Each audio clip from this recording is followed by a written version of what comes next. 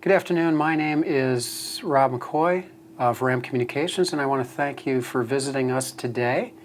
In this particular segment, we're going to venture off into Cyber Security 101, and more specifically, we're going to talk about end-user do's and don'ts. In this segment, we're going to go into what we call an Internet Acceptable Use Policy, and we're going to talk about things that you can do as a management team to educate your staff and to help enforce the policy that you need to maintain for your organization. Cybersecurity starts with the end user. Keep in mind that the most important cybersecurity measure for your business is your staff. Your end users are paramount to making sure that your environment is as safe as possible. So, how do you tackle this hurdle? The first key is to establish or update your Internet Acceptable Use Policy. Do you and your staff follow a policy outlining what constitutes a safe user versus an unsafe user? If you don't have this documented, be sure to do so as soon as possible. Let's go through a few examples of what I'm talking about. User logins. Where do your users keep their online credentials? Where are they stored? Do some folks store their passwords on their local computers or in their email accounts? That is not a good practice.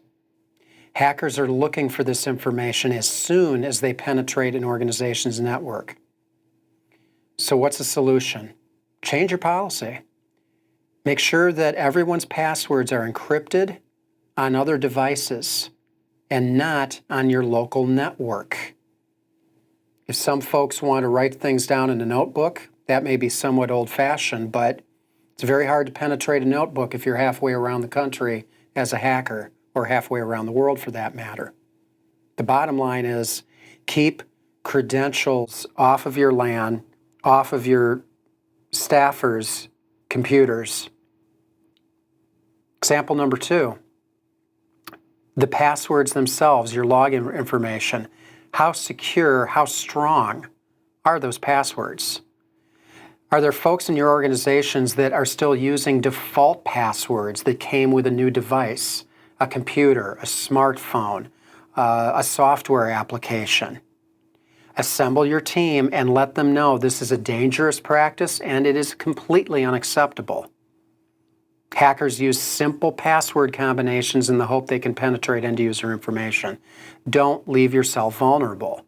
Corporate policy should mandate that all passwords are at least 8 characters long and use a combination of alphanumeric and special symbols. This is one of the simplest, fastest, and most affordable ways that you can protect your organization from attack. Let's look at example number 3, trusted sources. Don't open emails from unknown sources. Phishing attacks, malware, and other tools of the hacker trade are all looking for emails that they can penetrate for user accounts. This is still the biggest threat to internet security. It is critical and central to your policy that you educate your end users on these dangers. Do not open emails from untrusted or questionable sources. Common sense goes a long way in keeping hackers out. If you don't know the source, don't open the email. Example 4, smartphones and tablets. These devices have created a whole nother can of worms when it comes to cybersecurity, and they can be the greatest security risk of all. For example, a user may inadvertently download a virus from their smartphone email. If they do, and then they sync up that device to their work computer, you now have the potential that that virus has been downloaded on your company's LAN or local area network. Now, certainly you may have a firewall system in place that is supposed to stop these kinds of attacks or these downloads, but why do you want to put your firewall to this kind of test?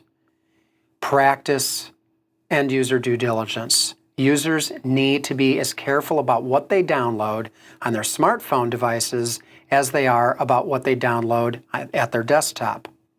The same risks apply. Keep a Safe Practices tutorial.